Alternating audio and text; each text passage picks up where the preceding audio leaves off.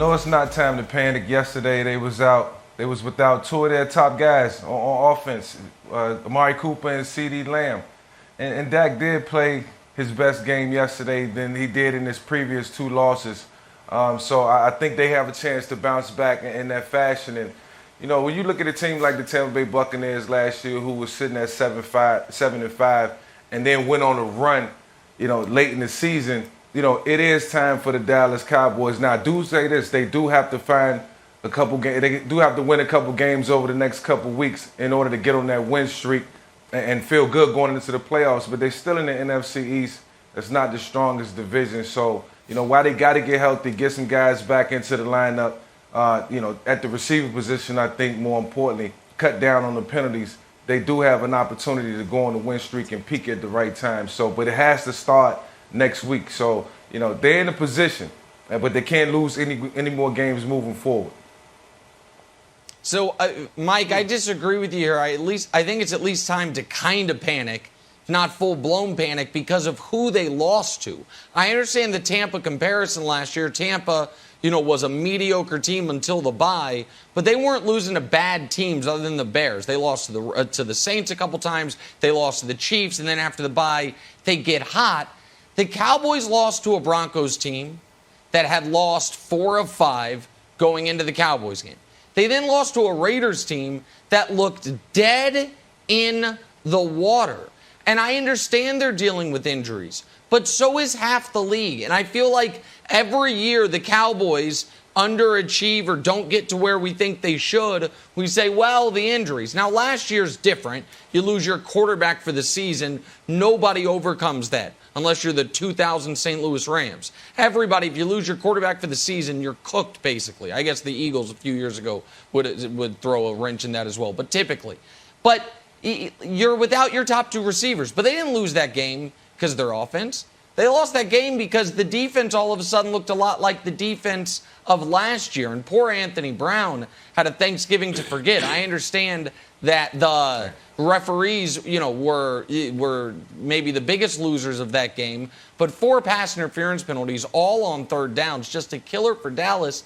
But Broussard, this was supposed to be the year Dallas breaks their quarter-century streak of not winning a Super Bowl, not making a Super Bowl, just being a game away from being a game away, making an NFC championship game, which they haven't done in 25 years. And you look at the other teams in the NFC, I'm a big believer that we in sports, you know, focus a little too much on who wins the title. You should get some credit for getting to the finals. This applies to the Super Bowl or greatest NBA player ever. Doesn't matter. But gold, silver, bronze. Bronze means, did you make the conference championship game? Look at what neighborhood the Cowboys live in. This is 25 years. Washington, the Lions, and the Cowboys. That's mortifying. Look at everybody else. The Vikings haven't made a Super Bowl in the last 25 years either. But they've made 4 conference championship games. And so if this was supposed to be the year for Dallas to at least get to the game before the Super Bowl, Broussard, and I'm starting to really doubt their ability to do that. Well, look, Nick, I get why you're panicking because the Cowboys have lived atop your tiers. So since they've been 3 weeks, I think they've been atop the tiers. 3 different times, yeah, and that true. Means you think they're the best team in football, I believe. So I've never thought that about Dallas. Look, I think they're a playoff team. I think they're the class of the NFC East, which isn't saying much, and I think they can win 1 playoff game. But I like Tampa better. I like Green Bay better, and I'm still saying I like the Rams better. So from that perspective. Yeah, in Arizona, I'm a little iffy on the experience, but yeah, I mean, Arizona certainly played better. But from that perspective, it's certainly not time to panic because they still have a comfortable lead, as Mike said, in the NFC East. They're going to win that division. I won't even bring up the injuries because you guys talked about those, but they're about to get healthy. All right, they're about to get healthy. And 5 of their last 6 games are against teams with losing records. So it is not time to panic. They're still going to make the playoffs. And if they get things going there with some momentum, who knows? Maybe they can do something there. Now, I am concerned about one thing, and that is the run game. Because we know that early in the season they had one of the best run games in the league, and that run game has disappeared. You know, it was supposed to come back, right? Coach Mangini was on last week. They were going to run the ball. Jerry Jones was calling for it. Zeke was calling for it.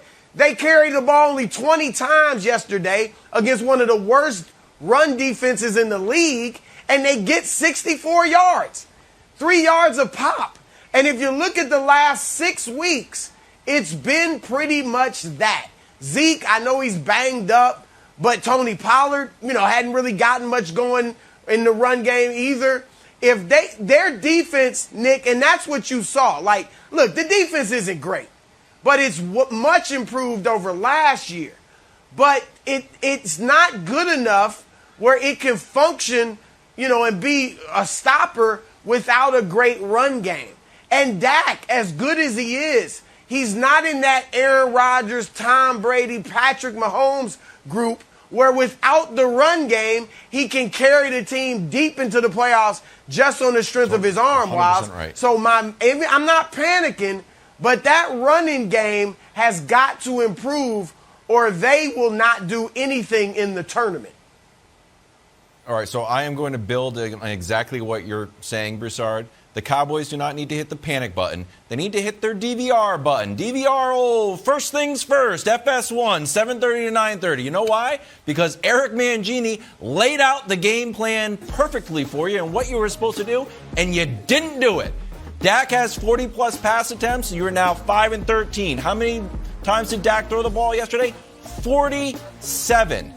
They ran the ball 20 times. They lost. And just drive home, Mike, how inept the running game was. An old blind reveal, everybody's favorite TV trick. Let's see the blind reveal of a Raiders rusher and a Cowboys rusher. If we can reveal who those two gentlemen are. Derek Carr is correct, and Zeke. So, Mike, here's the thing that befuddles me. And maybe Mike McCarthy thought he was going to, trick the Raiders. If you have two of your big targets out, your wide receivers not playing, why would you throw the ball 47 times? Why wouldn't you at least make it a little bit more even and lean on Zeke and lean on Tony Pollard a little bit more? Yeah, I'm glad y'all talked about the run game because in the game of football, that's the biggest neutralizer on the offensive side of the ball. When you can establish a running game, you control the time of possession, you keep the opposition offense on the other side of the field, and you don't let them on the field where they can come on and come out and hurt you. And when you can run the football, you just make the offense that much better. The passing game becomes easier. The quarterback job becomes a lot easier. And you're just churning out yards. And, they got two good running backs in Ezekiel Elliott and Tony Pollard. So it brings me to believe, is it just not, a case where the Dallas Cowboys can run block effectively? Because that's what I see. I see guys getting a lot of penetration and them not being steady and they run fit. So I'm starting to think it's more so about the run scheme and the run blocking that's not being productive for the Dallas Cowboys. Mike, I think you're onto something there because aside from Chubb and Hunt's been hurt all year, or most of the year, this should be the best 1-2 combo in the entire sport. Absolutely. Tony Pollard's excellent.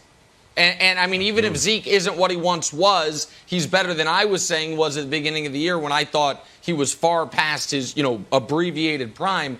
But I think one of the reasons I'm a little more panicked than you guys for the Cowboys, and by the way, Broussard, I never had the Cowboys as the best team in football. The committee put them atop of the tiers. That's a snapshot in time. Yeah. Let's just be fair here. Let's not do committee erasure, my friend. But I think one of the reasons that I am a little more panicked than you guys is everyone has said, well, they'll definitely still win the division. Maybe. Can we show what Mike Vick's Philadelphia Eagles have the rest of the way? Because it is shocking. Giants, Jets, bye. Washington, Giants, Washington, and then home against Dallas. It is not outrageous to say the Eagles could go into that game having won 7 in a row. And because of where Dallas is right now, Dallas has 4 losses, Philly has 6, and obviously Dallas beat them earlier this year. But then you get to play them. And so I just think by the way, I couldn't believe it when I looked at it this morning. I was like, because Philly's only played 1 divisional game this year, the game against Dallas, and now they've got the best schedule anyone could hope for at the end of the year. Now, even if Dallas, though, does win the division, one other point here. Broussard, you mentioned the NFC teams, and we've talked about this year. Green Bay, the Rams, the Cardinals, the Bucks, and the Cowboys. If the Cowboys win the division, but have the worst record of the division winners, then their first playoff game is either against the Cardinals or the Rams, whichever of those 2 teams doesn't win their division. So I just feel like they are slightly in jeopardy of not winning the division, and now really in jeopardy of being the 4 seed, which is not a sought-after spot because that means you get the Cardinals or the Rams in round 1, which is a brutal spot. So I really think these are some losing to the Broncos, losing to the Raiders. It's just a bad spot for Dallas. Well, Nick, you're on to something when you throw that schedule up. If we can get the schedule up again, that was an eye-opener. Now, I do think Washington is friskier than you think, so I think they could split that little series with Washington. Sure. But we all know how well the Eagles have been playing. But look at the losses. There's not a bad loss. Atlanta. No, they beat Atlanta. San Francisco, Dallas. Is that Tampa Bay, Kansas City, the Raiders, the Chargers? I mean, and the Chargers. They may be playing. We know they've played well lately, but maybe all of a sudden the Eagles are playing well. Maybe they weren't that bad even to begin with, because those are tough teams that they've lost to. So that's not a bad point by you about their schedule. Thanks for watching. Subscribe here to get the latest from the show. Also, be sure to check out more of the best clips from First Things First, or go watch a few segments from our other shows on FS1.